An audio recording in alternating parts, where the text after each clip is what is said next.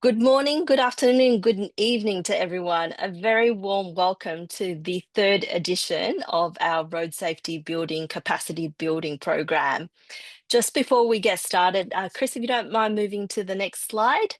Just for our friends that speak Russian, I do want to let you know that we do have Russian interpretation available. So if you look towards the bottom of your Zoom screen, please click on the little globe that says interpretation and select Russian, and you'll be able to hear our lovely interpreters interpreting the actual conversations back into Russian for you.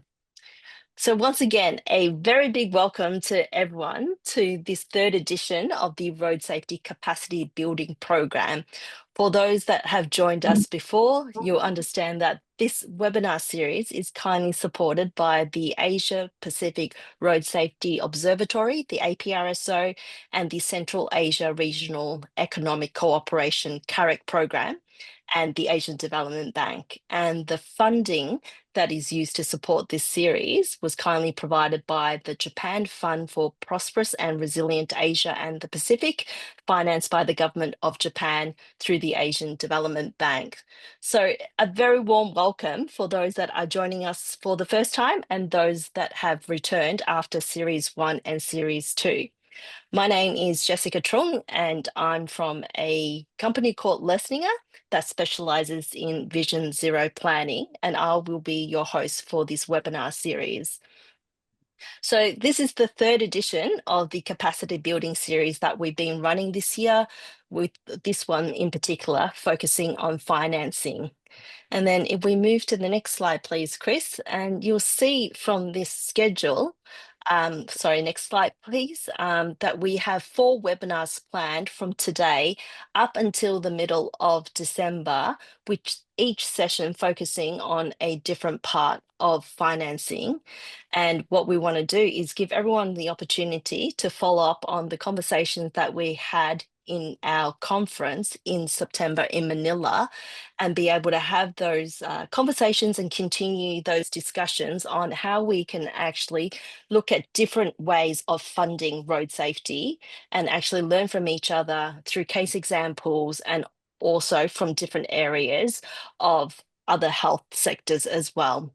So as per seminar or webinar series 1 and 2, this particular series has been designed to help engage a range of different stakeholders to help you build capacity and build understanding on how we can actually utilize different sources of funding to fund our road safety interventions to help us achieve safe and sustainable mobility.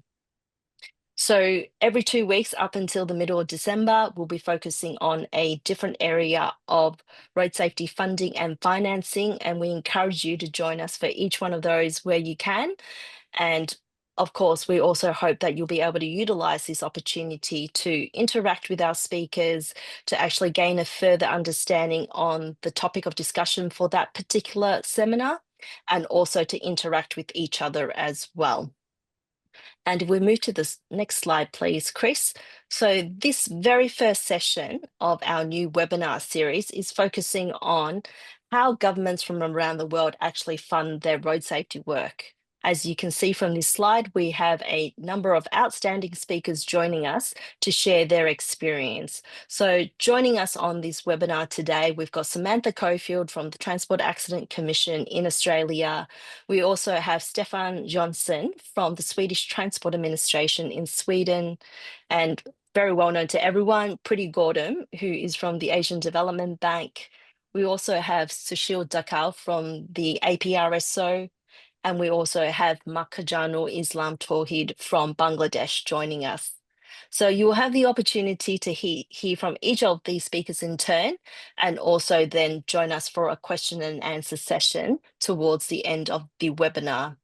And as usual, we encourage you to interact with each other and ask questions of our panelists. And at the bottom of your Zoom screen, you'll see that there is a Q&A box, we encourage you to utilize that function and actually pose any questions that you have to each of our speakers, and they will try to actually answer them as we move through. And for those questions that we don't pick up during the webinar, we'll try to bring them up for discussion during the Q&A section. And for all of you that are out there, we also encourage you to actually help answer those questions if you know the answer, and also use that opportunity to interact with each other as well. So we do want this to be as interactive as possible. So we do have a very packed program today, so I won't delay you too much with an intro from myself. Just before we get started, a few short housekeeping rules. Your microphone will be muted unless you are invited to speak. And once again, please utilize the Q&A function in Zoom to ask questions of our speakers and also to interact with each other. And then in the Q&A session, I'll be inviting any questions, and you may wish to speak or actually put it into the Q&A box as well. So if we move to the next slide, please, Chris, we'll get started. And I would like to invite the Senior Transport Specialist and Road Safety Lead from the Asian Development Bank, Pretty Gordon, to provide us with her welcoming remarks for this series. Thanks, Pretty. Thank you, Jess, and good afternoon, everyone from Manila. And thank you for joining us for our third APRSO CAREC Capacity Building webinar series of 2025. As Jess mentioned, my name is Priti Gautam. I'm the Senior Transport Specialist and Road Safety Lead here at the ADB. Our first two series this year focused on strengthening data systems and road safety as part of safe and sustainable transport. And this third series, as Jess had alluded to, takes on what is perhaps one of the most persistent challenges that we face in road safety implementation, which is financing. And this discussion builds on the momentum of the Asia Pacific Road Safety Conference held at the ADB headquarters in September, where 300 participants from 45 countries came together to tackle this central question, right? How can we strengthen and diversify financing for road safety? At this stage of our collective journey, halfway through the second decade of action for road safety, the question is no longer what do we do, right? We know what works. And so this third series will help us look at how the safe systems approach and other proven solutions that are backed by decades of evidence from around the world, and look at how we can mobilize and sustain resources needed to deliver the interventions that we know works at scale and across all levels of government. At the ADB, together with the Asia Pacific Road Safety Observatory, we're helping countries do just that. Just this year, we launched safe systems maturity assessments in countries like Fiji, Papua New Guinea, Armenia, and Bhutan is to come next. And these assessments help governments identify and understand their readiness to adopt the safe systems approach and really hone in on their most cost-effective investment priorities. But once these Pretty priorities, sorry. Do you oh, mind slowing down just a little bit? sure. Thank you. But once these priorities are clear, the next question is always, how do we pay for these priorities? How do we make the funding last? This is exactly why today's session on government funding models for road safety is so important. And where does Asia Pacific stand in terms of financing? Across the region, the reality is uneven. Countries that are most advanced in this area have already established dedicated funding streams, and this is through annual government budgets, earmarked user fees, traffic fines, fuel taxes, licensing charges, insurance levies, and these mechanisms create predictability and transparency, allowing governments to plan long-term programs with confidence. But in many other countries in the region, road safety remains largely donor and project-based, often hidden inside broader transport budgets, difficult to track, usually the first to be cut, and rarely proportionate to the true economic cost of crashes, which in some countries in the region is up to 8% of GDP. And our transport systems in the region are also evolving, and that means our financing challenges are evolving too. With electric mobility expanding, traditional fuel-based revenues, which is a long-standing source of road safety funding, will begin to decline. So this pushes us to rethink how we fund road safety and how we diversify and how we ensure that safety doesn't fall through the cracks as we evolve.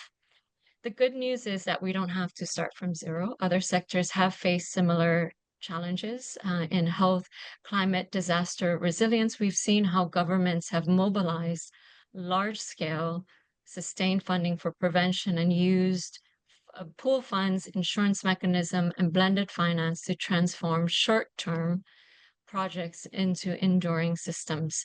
And these are lessons we can and we must adopt for road safety. So, in conclusion, this webinar series will explore three key questions. One, how can we make road safety funding more visible, more predictable, and protected from competing budget priorities? Two, how can we creatively blend traditional and innovative funding models to make financing sustainable? And three, how do we reframe road safety as a strategic investment that delivers economic, health, and social returns far beyond the transport sector itself?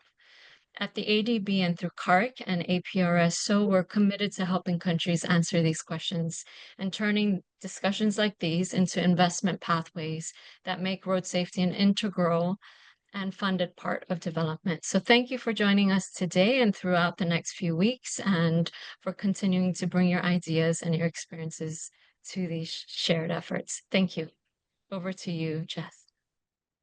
Thank you so much, Pretty, for those welcoming remarks. And also a big congratulations to yourself, Pretty, and the team for putting on such a successful conference in Manila in September. I know the feedback has been a very resounding positive yes, in terms of wanting to continue the conversation on this very important topic. I think, as you noted, financing is such a big challenge for many governments and many countries as we try to progress with our road safety work. And that is something that we're hoping to be able to sort of work through as a part of this webinar series. So thank you for those welcoming remarks. Next, I would like to welcome the chair of the APRSO, Sushil Dakal, to also provide some welcoming remarks. Thank you, Sushil. Thank you, Jessica. Am I audible, please? Please go ahead. Okay, thank you, Jessica. Dear colleagues and friends, good afternoon from Kathmandu, Nepal. A very warm welcome to all of you on behalf of Asia Pacific Road Safety Observatory to this new series of road safety webinars.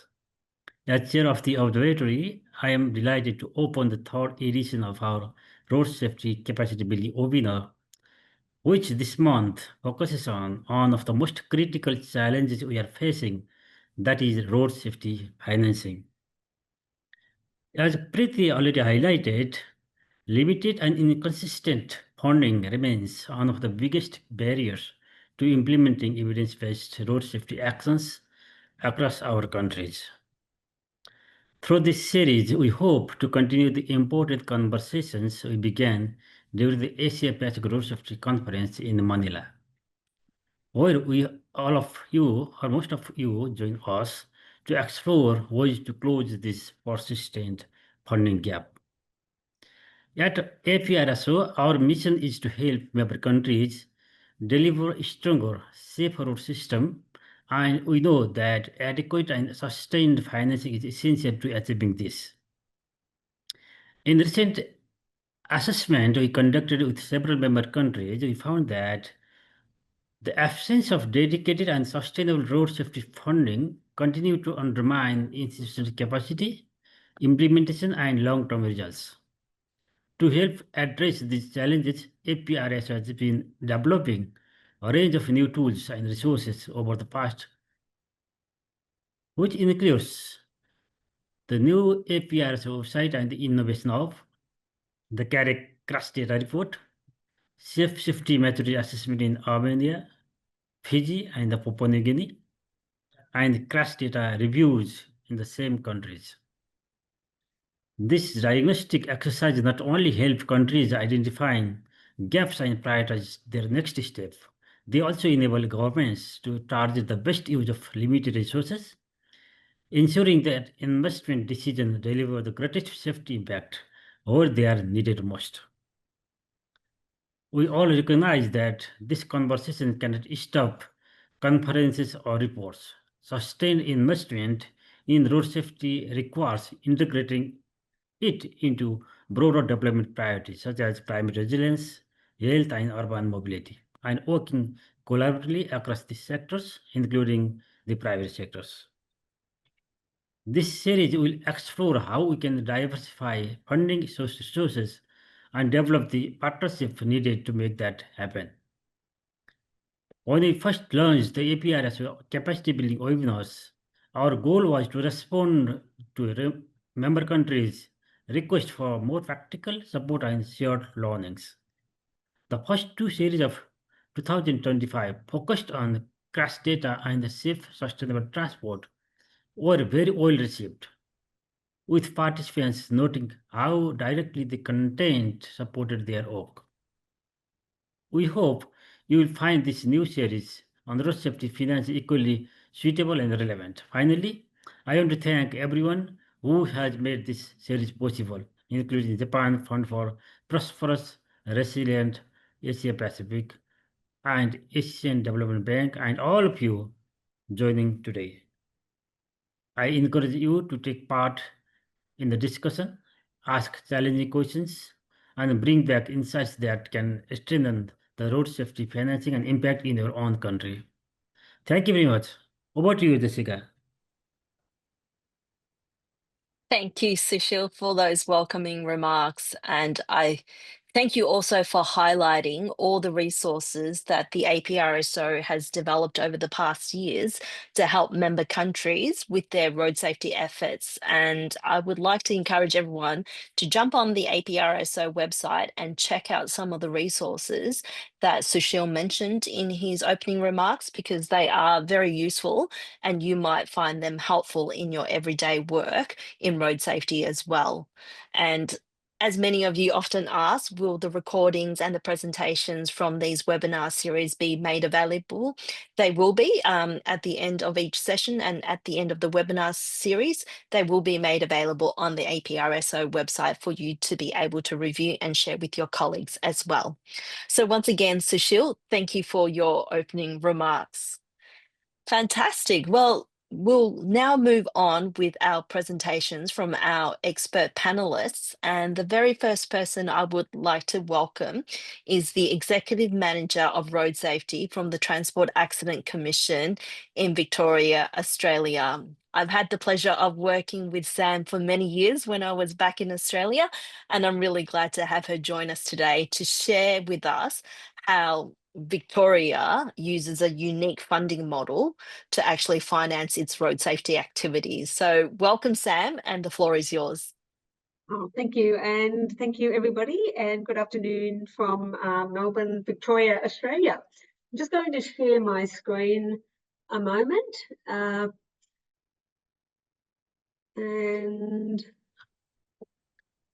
hopefully, yes. Excellent. It's coming up. Excellent. Fantastic. Yes, so as Jess said, I'm from the Transport Accident Commission in Victoria, Australia. Just a quick map here to show you that Victoria is a fairly small state in Australia, down there at the bottom of the country. We, though, have pretty much the largest population in Australia, and also the best rate per 100,000 in terms of fatalities. So we've got some fairly large problems despite being a small state because of our population. There you can see there. So just a little bit about the Transport Accident Commission. Jess talked about us being quite unique. We are unique in Australia, as well as the rest of the world. We're a government-owned insurance company established under an Act of Parliament, and we cover everybody injured in transport accidents. Primarily that is passenger vehicles, cars, but also those injured in motorcycle accidents, heavy vehicles, buses, trams and trains as well, and in some cases bicycles. We are no fault, which means that doesn't matter who caused the accident or what happened in the accident. You're covered for all your medical and rehabilitation needs, and in most cases, we also pay loss of earnings. We operate as any commercial insurer would. Most commonly around the world, what we would be called is compulsory third-party insurance. And even in other jurisdictions in Australia, that is a private insurance. So we're quite unique in that we're completely government owned. We're a monopoly. And like private insurers, we get our funds from premiums and also from investment returns from investing those premiums. One of the other parts of the Act that set up the Transport Accident Commission is to reduce the number and cost of transport accidents and also to promote road safety. So we have a dual purpose: to look after people who are injured in crashes, also to look after the loved ones of those who've been killed in crashes, but to promote road safety as well. This is a very complex slide, so I won't go through it, but what it really shows you on the left-hand side, just towards the green box right on the left, that's our work in accident prevention. After the slide, and I don't know, you might be able to see where I've just got my pointer. After we get to this point, you see that that's where our road safety journey ends at the TAC, and we move into what happens if you are involved in a crash. One of the things I won't talk about today, but we do invest in as well as road safety, is post-crash care. And so we do invest in the trauma system in Victoria, the ambulance system, and a number of other medical areas to ensure that even once you've been in a crash, you're looked after well. So just a little bit about road safety in Victoria, because that is quite unique as well. We work in a partnership with all the agencies that look after road safety. So primarily the Department of Transport and Planning, who are the lead road safety agency in Victoria, and they lead the partnership with the Department of Justice and Community Safety. They look after our camera program, so speed cameras, mobile phone cameras, red light cameras, seatbelt cameras. The Department of Health, who of course look after people who go into the healthcare system, and also Victoria Police, who are very active in terms of policing our roads in Victoria.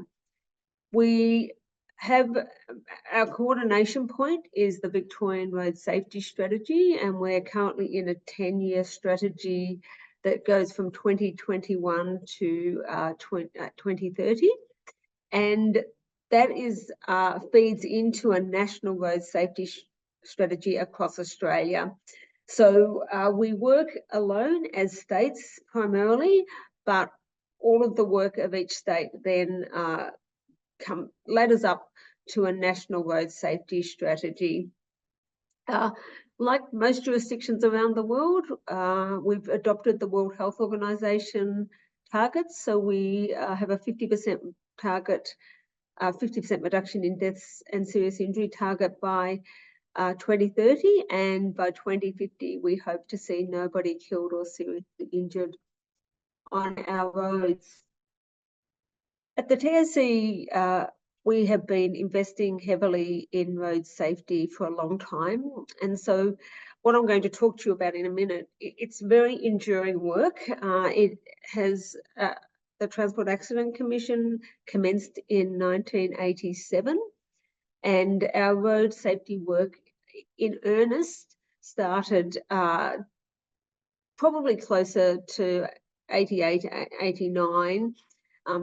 You can see here, and it was when we purchased a number of booze buses for police and for and also mobile speed cameras. So, and that was really the start of our work, not only in road safety, but also with our road safety partners. We are very, I suppose we were one of the first adopters of safe system approach, and we remain very invested in that approach. And the work we've done to date, and I know it's similar to what you would have seen internationally, that if we could completely implement the safe system in Victoria, we know we could save about 80% of the very serious injuries and deaths we see on our road.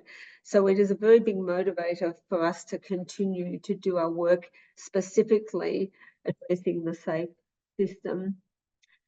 So I'll just move on to a little bit about how we invest in road safety, because one of the important things is not only are we under our Act, at the Transport Accident Act, required to undertake road safety and reduce the number of people being killed and seriously injured, we must also reduce the costs. And this really leads to road safety being an investment for the TAC. And when we look at the safe system, particularly historically, the most sustainable and enduring area we've been able to invest in is in infrastructure, so road infrastructure. We've invested about $1.8 billion over the last 10 years. Within the next 2 years, we'll have invested over 2 billion Australian dollars. And we've seen significant benefits from this investment, both for the TAC scheme financially, but also in terms of the number of people being killed and seriously injured on Victoria's roads. So this is a case study which actually started with our last strategy, and was something that the TAC invested heavily in. We invested $560 million in partnership with the Department of Transport and Planning as part of a bigger program to transform all our major freeways and highways and some undivided roads that had high volumes on them to be as close to safe system as we possibly could. And the primary treatment was barrier, particularly the wire rope barrier, but more recently, some of the flexible W-beam style. We could not always put barrier down the centre of the road where the road was undivided, because the way our roads are designed are quite narrow. And so sometimes that meant we did actually have to put a wide centre line. Not as safe system as we would like, but it meant that there was a greater gap between oncoming traffic. And we also did a lot of work filling in gaps. So previously in Victoria, we'd taken a black spot approach to infrastructure. So we did have quite a bit of barrier out there on our high-speed roads, but it was patchy. And so one of the other things this program did was just fill in the barrier. So these high volume roads were completely covered in barrier for their whole length. What it meant was that about 1,000 kilometres of road were covered with 2,500 kilometres of flexible barriers. And this program was completed in 2022. You can see a map there of Victoria with the roads that we treated. One of the things that you can't tell from the map, but what it actually meant was that you could travel to any major regional centre in Victoria on a 4 to 5 star road. It meant that the most of our long distance high speed travel could be travelled safely. So we started assessing the program probably mid-2021, once some of these sections were completed. And this assessment that I'm talking about now actually was completed in 2023. We're just actually doing the next assessment now. So this is not a full evaluation. A university is just being commissioned right now to actually do that full evaluation of the program.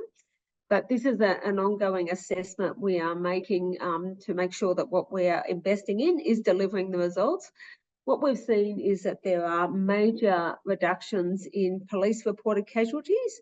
So fatal, serious and minor injuries of 49%. And major, and they were specifically, sorry, on lane departure, which was the targeted crash type. And that was both to the left and the right. The largest cost for the Transport Accident Commission for the insurance scheme comes from very serious injuries.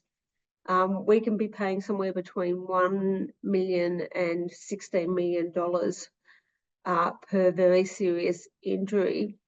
And we're particularly trying to measure that in terms of the investment outcome for the TAC. So along with 77% fewer fatalities, what we've seen if we look at our claims data within the TAC is 94% fewer MAIS 3+. I hope you all know what that means, but it is a measure for us internally of severity and cost of a claim. And 74% fewer hospital bed days occupied. And bed days means money for the TAC. So a 74% reduction is quite substantial. Another area that we're investing in, it's a different type of investment, is in vehicle safety. So our long-term modelling shows us that the biggest gains in terms of reductions, particularly in serious injury, are likely to come from vehicle safety features and improved vehicle safety. So we've spent quite a bit of time promoting the vehicle safety features you see here. I won't go into why, but you can see that we're very keen to understand not only generally what the vehicle safety feature does, but where we're going to see the reduction. So what type of crash we are going to be able to avoid, and then what does that actually cost the scheme. And so you can see we do, and we put all of that work into our modelling. And the key output and where we invest our money is a large campaign, and this is one of the ways we promote road safety, called How Safe Is Your Car? And the campaign itself, so all the TV and online advertisements and social media posts, etc., are all about buying a 5-star car, or at least a 4-star car, but we prefer a 5-star car. How vehicle safety features work. So, for example, how auto emergency braking works, and how important having these features is in terms of saving your life if you are in a crash. The website is quite sophisticated. You can put your registration number in, you can put just any details about a car, and you can find out about the safety features of that vehicle. We have about the same number of people using the website as buy a new or used car, and there are used car safety ratings as well as new car ratings on the site, using the site because it is heavily promoted. And so this is really an investment not only for now but the future. And we're trying to do two things with this site. One is get people to buy the safest car they can afford right now, but also push manufacturers to bring in vehicles with the latest safety features before they become regulated, because we have a very old car fleet in Australia, and we need people to buy the safest car they can when they buy them, because they're likely to keep them for a long time. This last slide is just showing you, it's an example. It's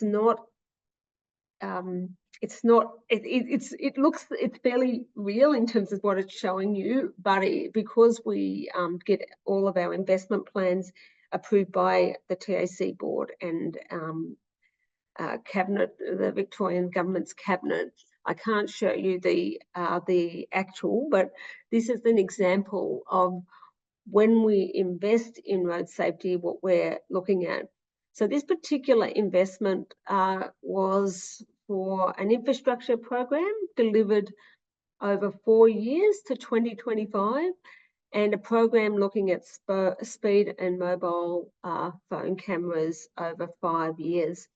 I mention the timeframes because we are, of course, still trying to reach our 2030 target, even though it will be quite difficult. But if you're only approving something in the last 18 months, it's going to be quite difficult to get all the benefits from that by 2030. So we've had to look in terms of our modelling at what's going to happen by 2030 and what's going to happen by 2050. The entire investment in cameras and in infrastructure was going to cost the TAC about $400 million. And you can see here that we are looking at quite sizable savings in terms of the number of high severity claims. So our MAIS 3+ injuries, a reduction of about 260 by 2050, 2,000 serious injuries, and 14,300 bed days. I've only given you the community savings here, which is about $3 billion, but you can see that that investment, if it was made as per here, would result in a benefit cost ratio of about 6 to 1, or just under 6 to 1. So this is the type of work we do to make an investment. We've got to ensure that not only are we getting the reductions in fatalities and injuries, but also that the benefits are going to flow through in terms of an investment for our insurance scheme. I think I've pretty much taken up my time now, so thank you very much. I didn't see any questions come up, but I'm hoping if they did, we can leave them to the end. Thank you. Thank you so much, Sam. And I think from your presentation and from the comments that we can see in the Q&A, we're all still extremely impressed by all the world-leading work that Victoria is doing in reducing road fatalities and injuries. There's a huge amount of investment in road infrastructure and also in vehicle safety, two areas that we know will deliver significant road safety gains if we apply it in the right way. And thank you for showing us those examples. And I think there was a question in the chat box that sort of talked about the role of insurance companies. And while Yes.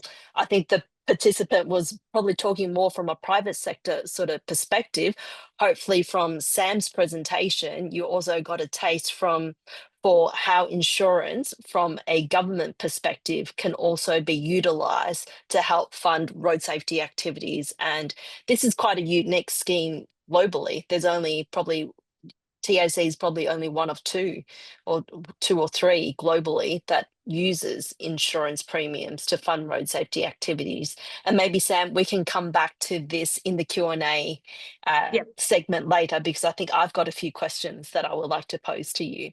So once again, I encourage everyone, if you've got any questions for Sam, please do pop it into the Q&A box. And Sam, if you don't mind jumping on and seeing if you can answer any of them, that would be great.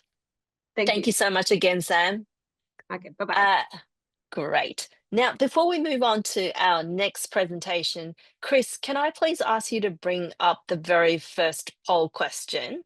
So we heard a little bit about how Victoria, Australia funds its road safety activities, and we've also heard from Sushil and Pretty in their welcoming remarks, sort of touching on how having sufficient funding is often a big barrier for many countries in being able to implement their road safety activities. So I just want to pose it to our audience today, whether your government has sufficient funding to implement the road safety solutions that are needed to help you reduce road fatalities and serious injuries in your jurisdiction. If you can please kindly fill in that poll, we'll return with the answer after our next presentation. So while you're filling that out, I would like to welcome our next speaker, Mr. Makhjanul Islam Tawhid, who is the Deputy Secretary of the People's Republic of Bangladesh. So welcome, Makhjanul. And Chris, can I please ask you to kindly bring up Makhjanul's slides for him? Thank you for joining us, Makhjanul. We're really interested to hear about how you're funding road safety in Bangladesh and what those funding needs are. So I'll turn it over to you. Thank you very much. Thank you very much. And pardon me for that, my voice is not that warm today. I got a bit cold, so it seems a bit muffled. So, so thank you very much for inviting. So good afternoon to everyone joining us internationally. My appreciation to Jessica, our moderator, and my distinguished co-panelists, Samantha Cockfield, Mr. Stephen Johnson, Preeti Gautam, and Sushil Thakur, and also Blaise, who left no stone unturned to keep me on the channel. So today I'll share the experience of Bangladesh in financing and implementing road safety initiatives, concentrating on how funding mechanisms, political will, and institutional coordination come together to ensure sustainable outcomes. So next slide, please.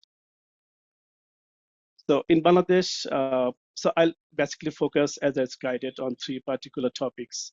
The number one is that how government finance road safety initiatives, the connection between political will and sustained funding, and I'll come up with few case study examples in Bangladesh. So I couldn't put much information about the case studies due to time constraint, and the number of slides needs to be shortened. So I'm open to questions. Okay, so next slide, please. So I'll come up with institutional framework for road safety financing.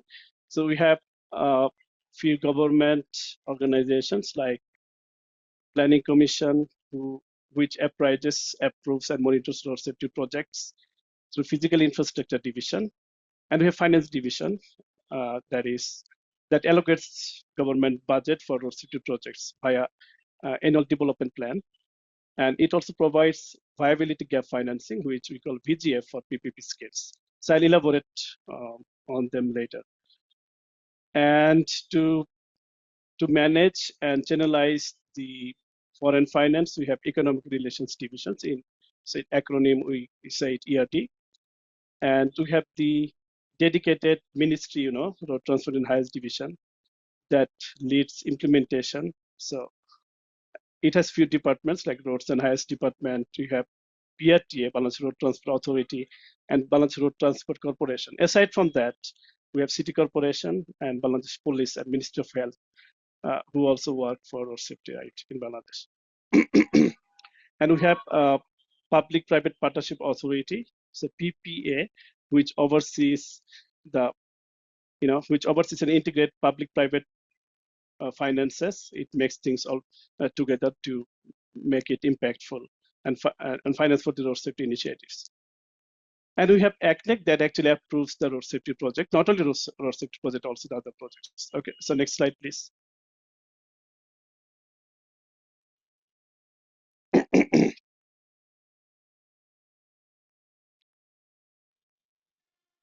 Okay, apart from government institutions, we have some non-government actors as well, and also some NGOs like BRAC, which works towards community awareness, driver training, and road safety advocacy.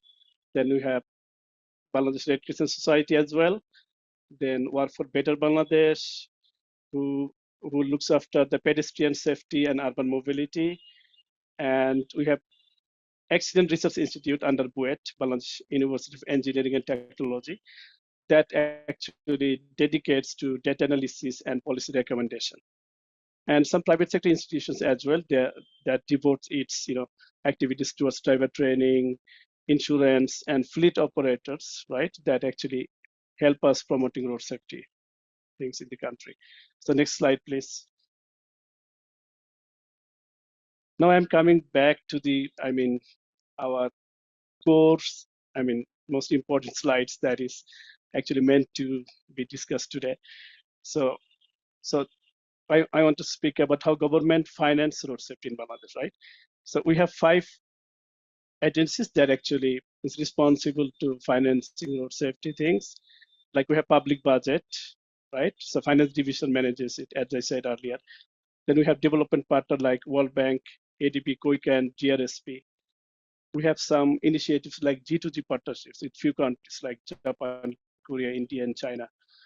And we have PPP investment, I mean public-private investment also. So that is this, I mean, this is maintained, is supported by government through VGF, which is viability gap financing. So if there is any gap between, between the gap of finance between these donors and the matching fund of the government, then VGF is really, it assists us to mitigate this financial gap. And we have 2 organizations in the country, domestic organization, which is BIFFL, which is Bangladesh Investment Finance Funding Limited, and ITGOL, which is Investment Development Company Limited. So that actually manages the local finance, work as a bridge finance to the donor finance. I mean, private investment. Private investment could be donor or local. It can come from anywhere. And we have some philanthropic and NGO grants as well with it, like GRSP, which is working with Bangladesh with many institutions and helping us to create public awareness, road safety, pedestrian safety, use of standard helmet, this kind of things. And so next slide, please.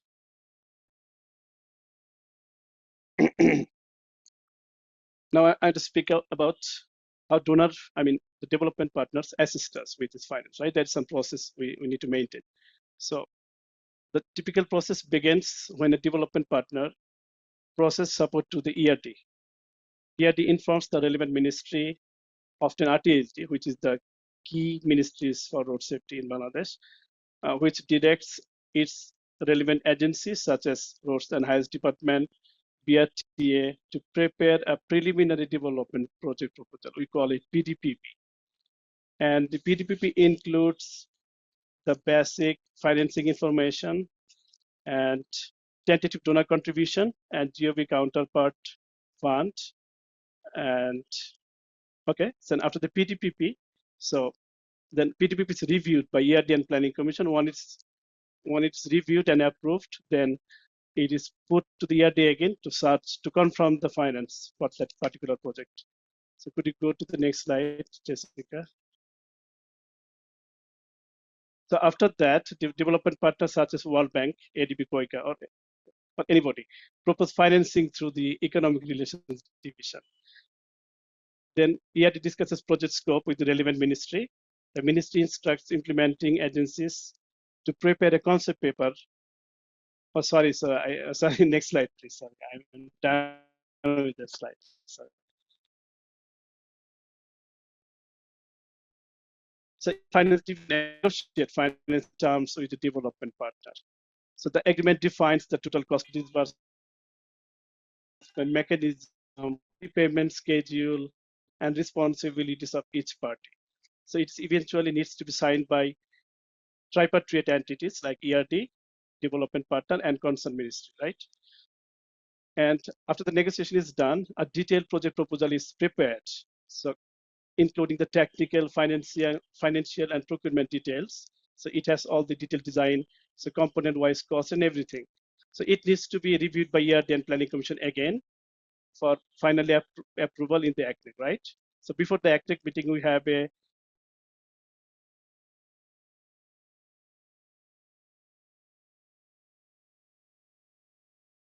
by the chief advisor or prime minister of the country.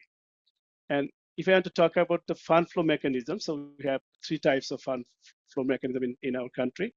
So the first one is DPA, that directly pays to the contractors or consultants, right?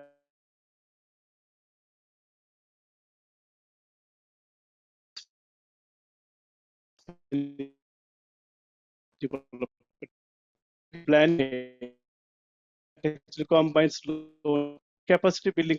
The development partners usually prefers, grant finance, right? And for the physical components, they provide us loan finance. So go ahead, please. Next slide.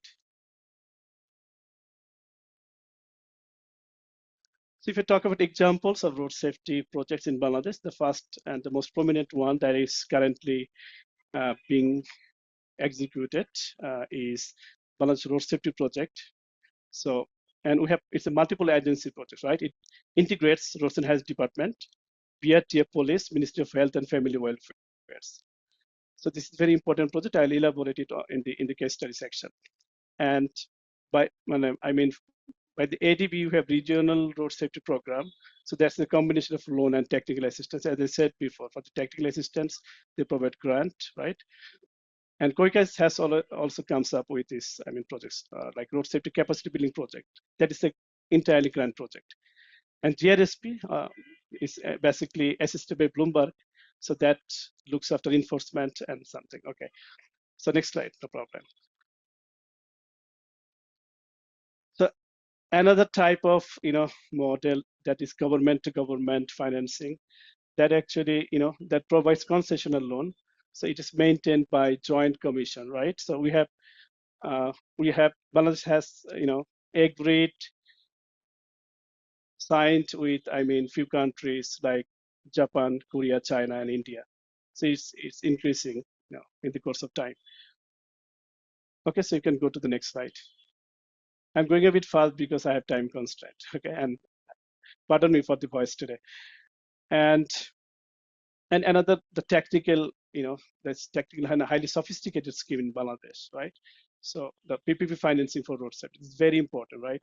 So PPP oversees PPP selection and approval process, but you need a financing mix for that, right? For the private equity, so it must be, the ceiling is around 20 to 30%. You have to have the equity to start off with this kind of project, right? And the commercial debt is 50 to 60%, and GOB support that Bangladesh government supports by 10 to 20% via viability gap financing. The entire process is maintained by SPV, Special Purpose Vehicle. I guess you are always familiar with the term, right? And the financing facilities in the local level is BIFFL and ITGOL, right? So I mentioned it earlier, right? And PPP is used for driver training centers, IT systems, and transport terminals in Bangladesh. So can you go to the next slide, please?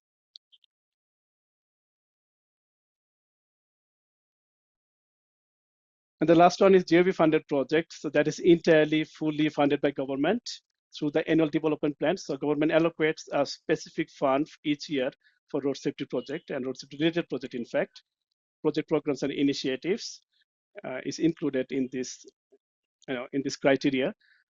For example, road safety improvement and black spot treatment. That is, the project was, completed in 2015. And also the modernization of BRTA Training Institute, road accident data management analysis system, and procurement. It's maintained under the procurement rules, BPR 2008, which is recently edited in 2025. It's not published yet. And next slide, please. And apart from that, we have some philanthropic NGOs incorporation in terms of road safety in Bangladesh. I said about I spoke about GRSP, and we have BRAC, Red Crescent Society, Work for a Better Bangladesh, and other NGOs that actually complements government efforts through advocacy and public engagement. I'm skipping those for time saving. Okay, so next slide, please.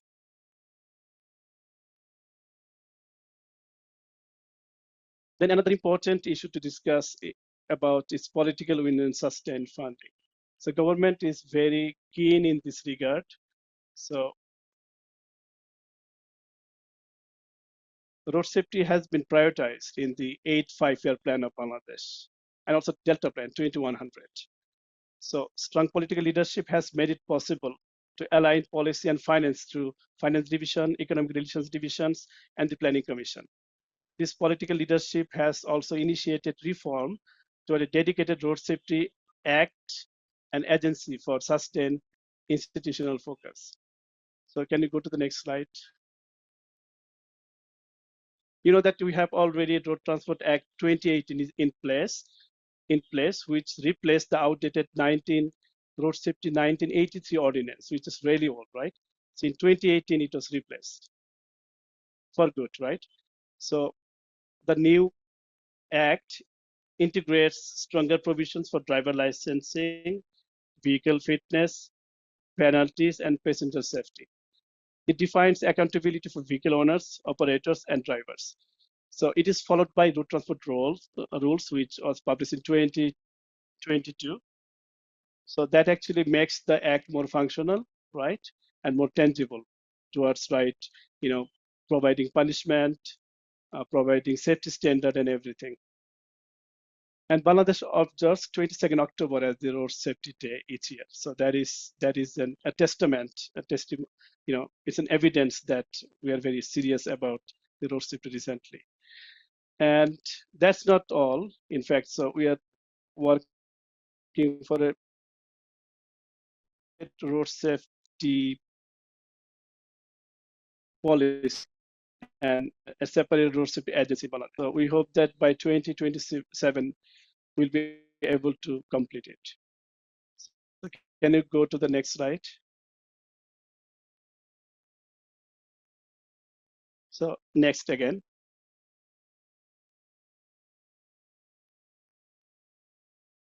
Now, so I want to highlight on road safety, a case study. So I'll elaborate on two only because the time is a constraint today.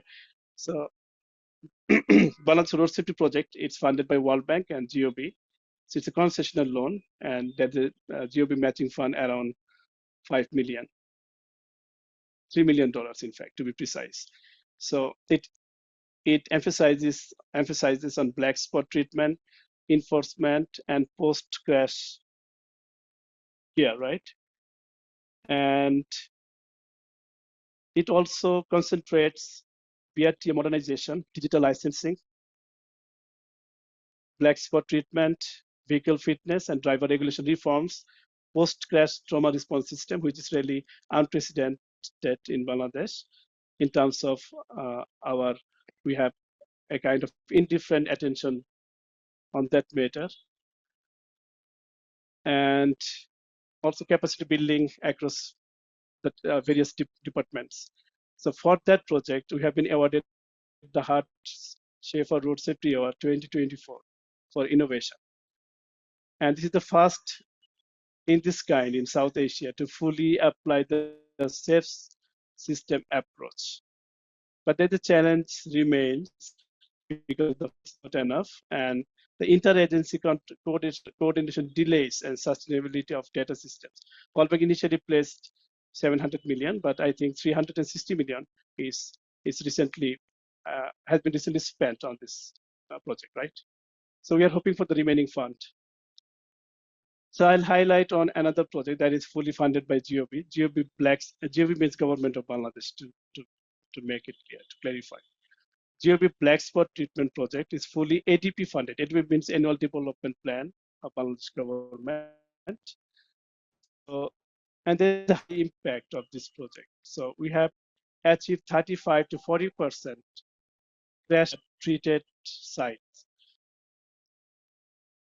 because it gravitates its resources on identification and rectification of accident-prone sites. So around 700 accident-prone sites was checked and examined, and the proportional treatment was put to the more accident-prone sites, right? So which came out really successfully. So can you go to the next?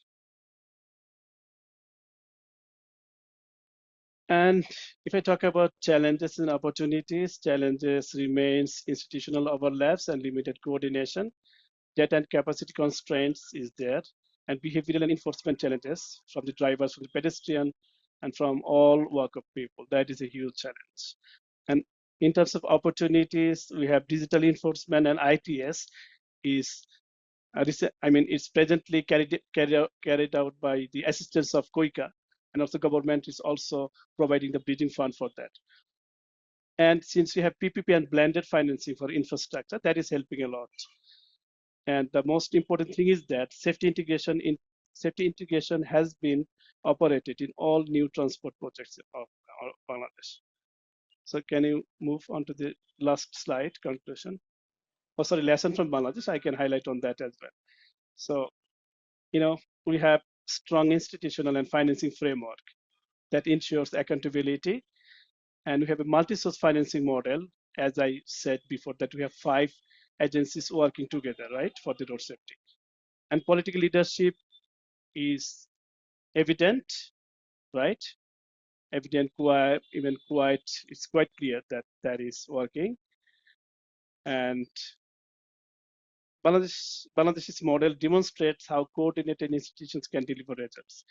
So can you go to the last slide?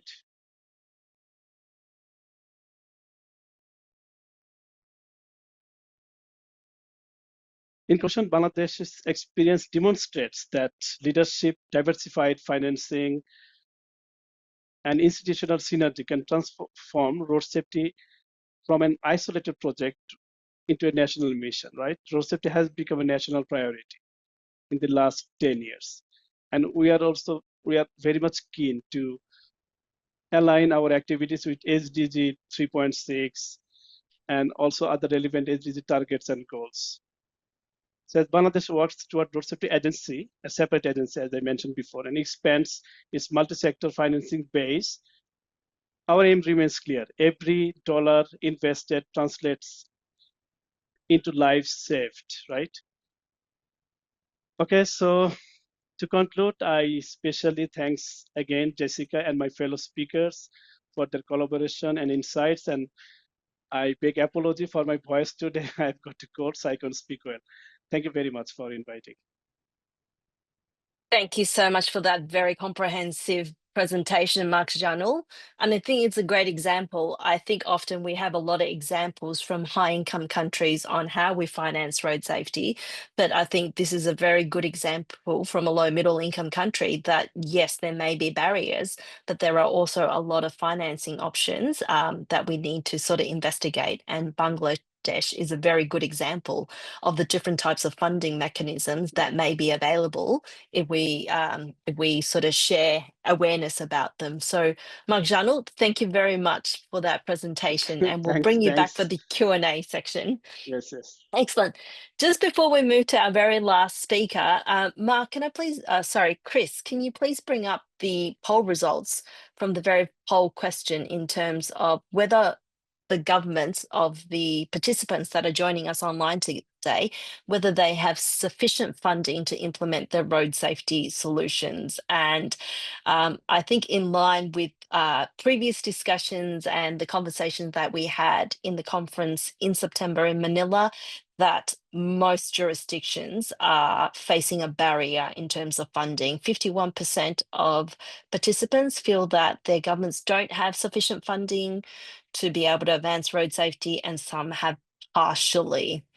So thank you for sharing your response on that. And just as a follow-up to that question then, if you don't mind just popping into the chat or the Q&A box, if you can share then, well, what does your government do, or how does your country actually finance road safety activities? If you can share some insights on how your country and your government's doing that, that would be very helpful. Thank you for that. And now I have the pleasure of welcoming our next speaker, Stefan Jonsson, who is the head of unit from the Swedish Transport Administration. Stefan, I know you've had a long, hard journey and technical difficulties in joining us on this webinar. I thank you for persisting, and we're really happy to have you join us today. We've already had some participants mention the importance of political will in being able to achieve funding and sustain funding for road safety activities. So I think your presentation is going to be very timely. So I'll turn it over to you, Stefan, to share your insights on how political will can affect road safety funding. And Chris, can you please bring up Stefan's presentation? Thank you very much, Stefan. The floor is yours. Thanks, Chris. I hope you can hear me because my technical problems is still heavy, and I have my phone only, so it's but I hope it will work. Thanks, Stefan. Yeah. I will talk a little bit about things we have done in Sweden, and a little bit about the Vision Zero and the political will, and how we have a sustained funding in Sweden. Next slide, please.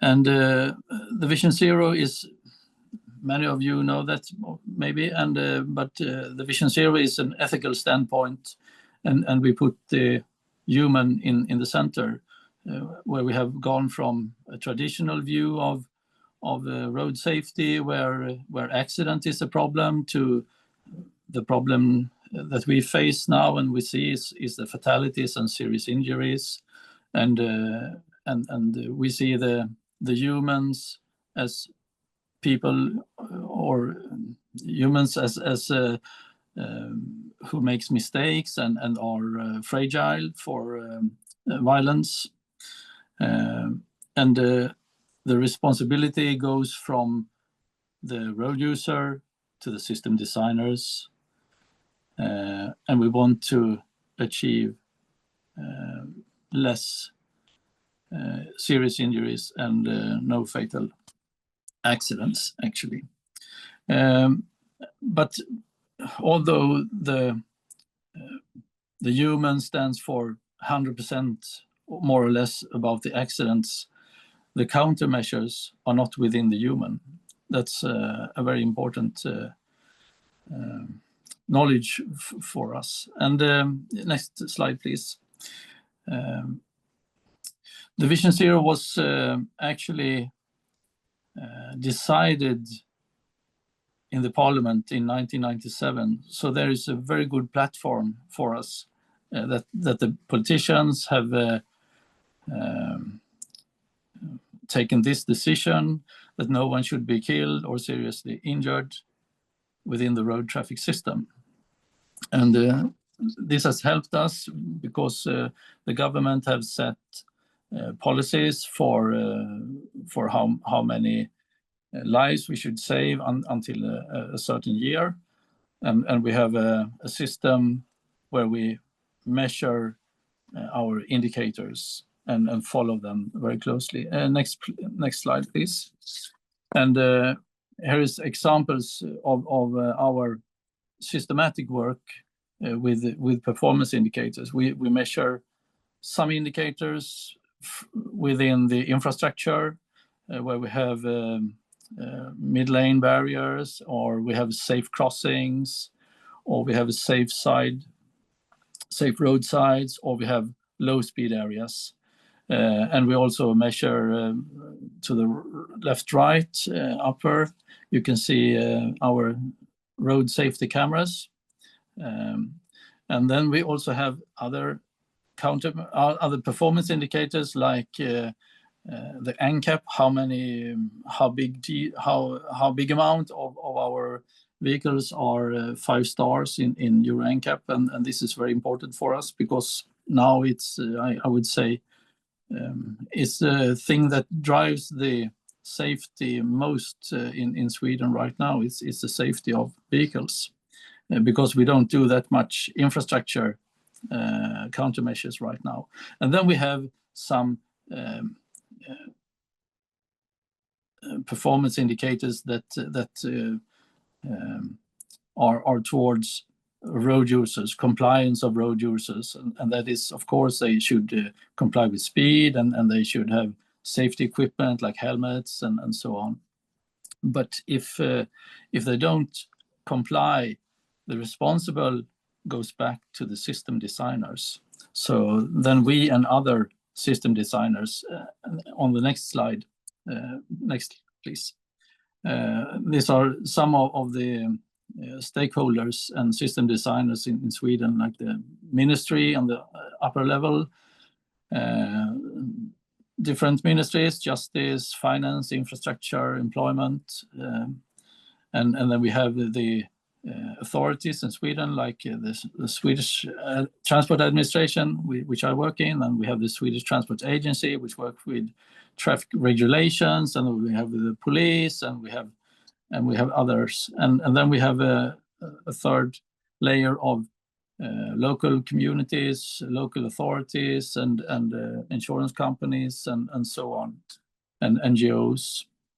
So we work together, and this is very, very important for us. Next slide, please. But then we come to funding of national roads, I would say.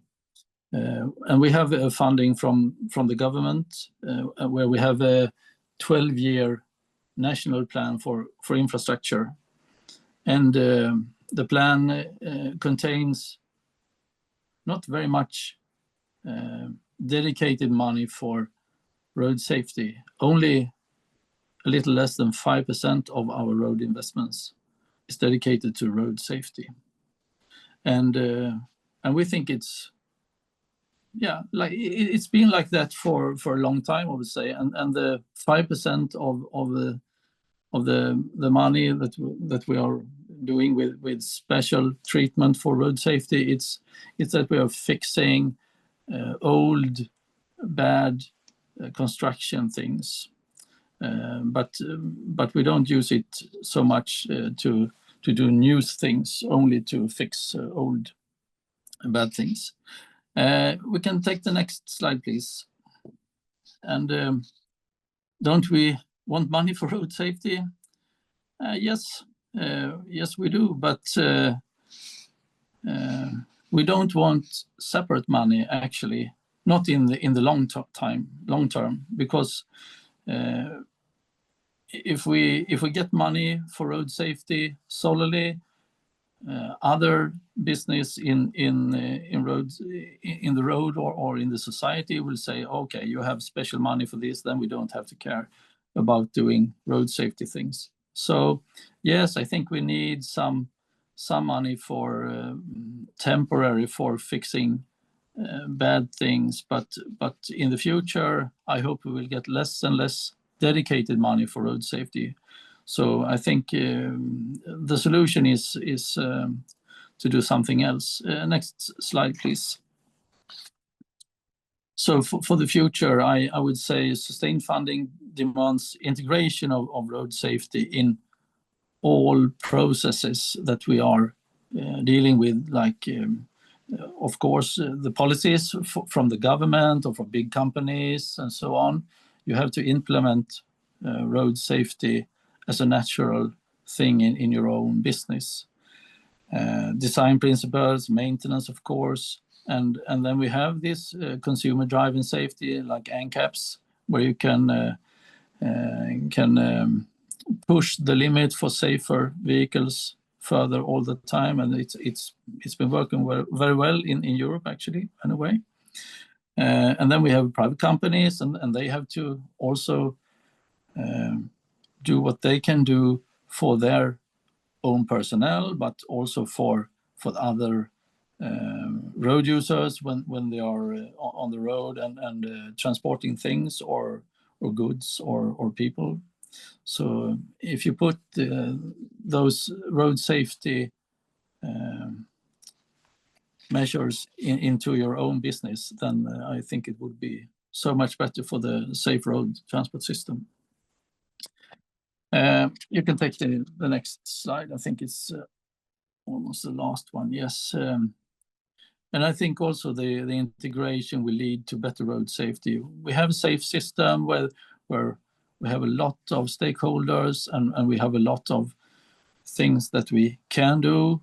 And it's not only the government or some, like a lead agency like ours in Sweden, who should put money in this. It has to be integrated, as I said before, because then we will get safe infrastructure, we will get safe vehicles, and vulnerable road users we can take care of better.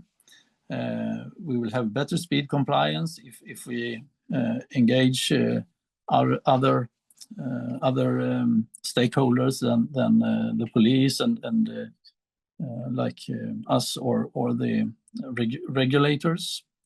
All companies and organizations can do something. And also with alcohol and drugs, it's so many stakeholders out there that can do a difference. So I think this is it. I think that was the last picture. Yes, thank you.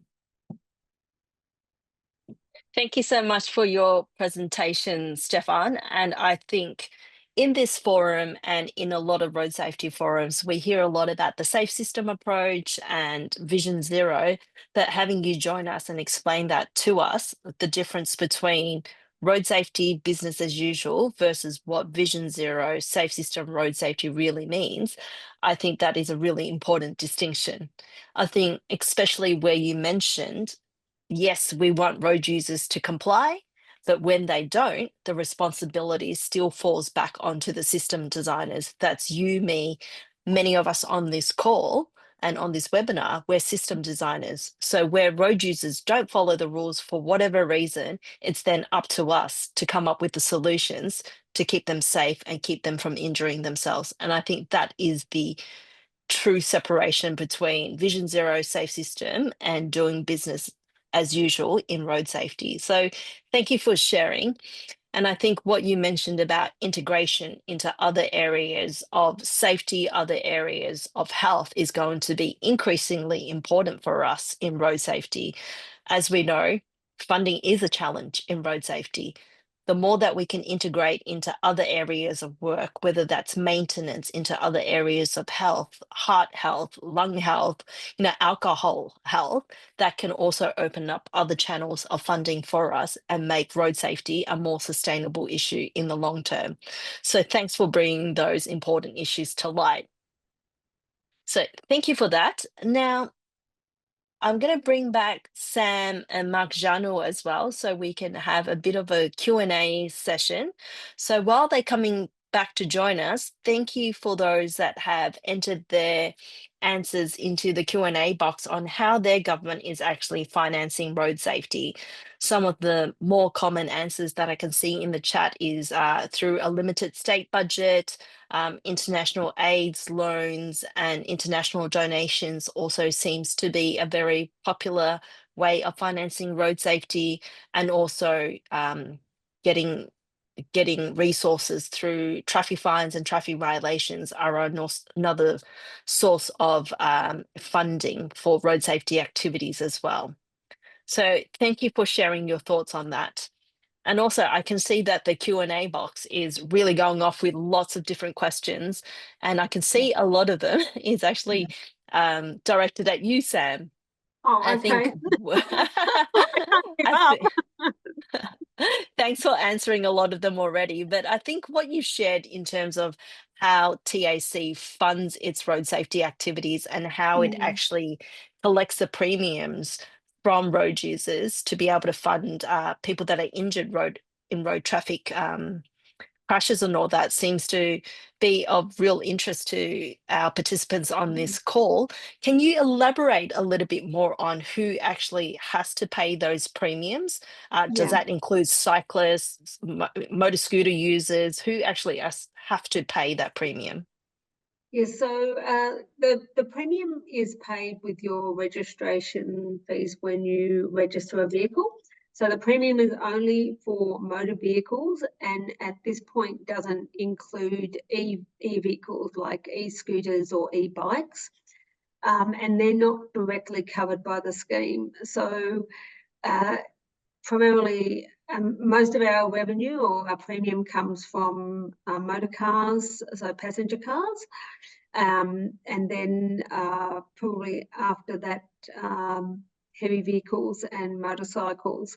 So that's how we collect it. And by having it joined to the registration, which is one of the, I suppose, the design features of being a government insurance agency, it means that it must get paid to have your car registered on the road. And now with automated number plate detection, it really means that the majority of people must pay just to keep their car on the road. So it's quite a successful scheme. Great, thanks, Sam. And then just a very quick follow-up question. In your presentation, you mentioned a significant amount of investment that's gone into road infrastructure and vehicle safety. are most of those activities being funded by the funding that is generated through those insurance premiums? Yes. So both the actual premium themselves, in fact, it's the premiums themselves just barely cover the amount we need to pay out for people who are injured. So particularly for medical and rehabilitation costs. But because we can invest that money up front, and we've got a very successful investment arm, it means that the money generated can be used to continue investing, but also to support road safety initiatives.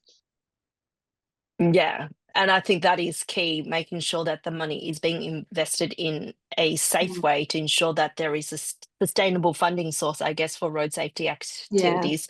And this is And quite it a is unique model. quite Yeah. circular, yes. Probably the only other thing is I'd say, because the investments from investing as a normal insurer would in stock markets, property, etc., can be timed quite well. But road safety investments, which are considered up against those investments, usually take a long term to mature.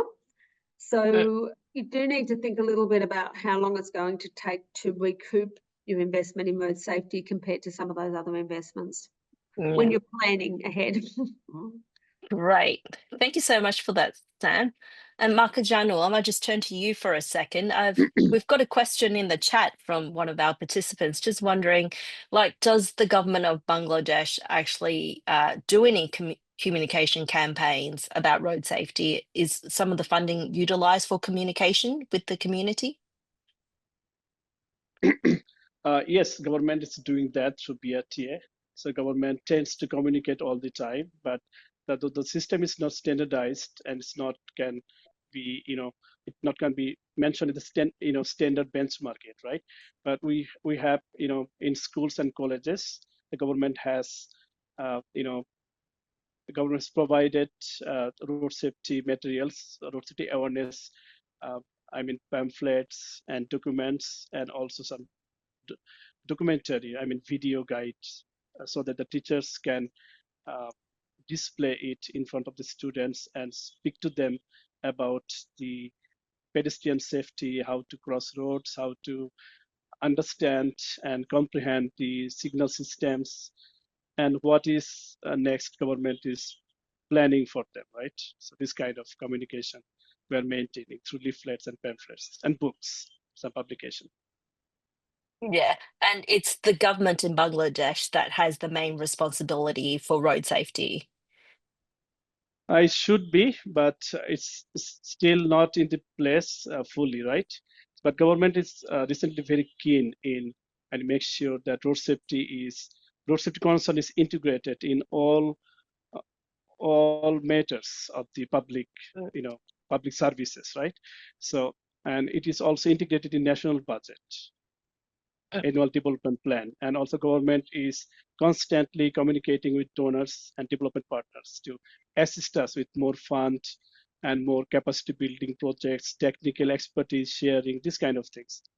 So we are doing that kind of, right? Fantastic. Thank you so much, Chanel. And Stefan, a couple of last questions for yourself. You mentioned even though there's only a small percentage of the budget that is dedicated specifically to road safety activities, I think you mentioned 5%, but did you find that having Vision Zero actually written into legislation helped make it easier to even get those 5% for a road safety budget to do more road safety work? Having that political will, did it make it easier to get ongoing budget? Yeah, I would say that that the decision in the parliament made it much more easier to have new design on roads and to implement road safety as an issue in many sectors. So that's been very important for us. And I think 5%, as I said, is more than. I don't say it's more than enough now, but in the long time it should be lower for us. Yeah. But I see that there is still a very big spend on infrastructure. So is safety now just an embedded part of any new infrastructure investment? So there Yeah. doesn't need to be a separate budget for road safety. No, yeah, it should be in every new investment for new roads. In our design guides, we have implemented Vision Zero or almost a lot of it anyway. We see some problems, but a lot of road safety is implemented in our design guides and also in the maintenance business. So that's yeah, it should work very well, but sometimes it due to lack of money and so on, sometimes they don't do as they should in the projects, but mostly it works very well, I would say. Fantastic. And as usual, I've got 1,000,001 questions for our wonderful speakers, but we are coming to the end of our webinar time. So please ask you all in joining me to thank Samantha, Makajanul, Stefan, and of course, Priti and Sushil for spending the time with us today and sharing their insights on how governments actually fund their road safety activities from across the globe. I thank you all for your time as well. And Mark, if we can please bring up the last poll question. Just a very last question, if you don't mind filling it in. It just helps us understand what you found helpful from today's webinar so we can improve on it. And we'll just wait for Mark to bring that up. And just to let you know that we do have our next webinar session happening in 2 weeks' time, where we're looking at sustainable impacts of funding. Once again, looking at how multilateral development banks actually fund road safety activities and what they're looking for in terms of metrics for success. So we look forward to you joining us in 2 weeks' time for that as well. I think, Mark, can we bring up the very last poll question?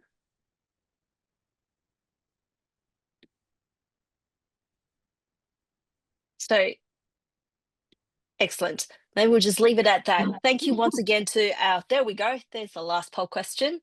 And if you can please fill that out as you exit the webinar, we would really appreciate that. So with that, we're at the end of our webinar. Thank you once again to all our wonderful speakers. Thank you for spending the time with us, and I hope you all enjoyed it. We look forward to seeing you in 2 weeks' time for the next webinar series. Thank you very much, everyone, and have a lovely day. Thank you. Thank you. Thank you very much, Jessica. Thank you very much. Bye-bye. Bye.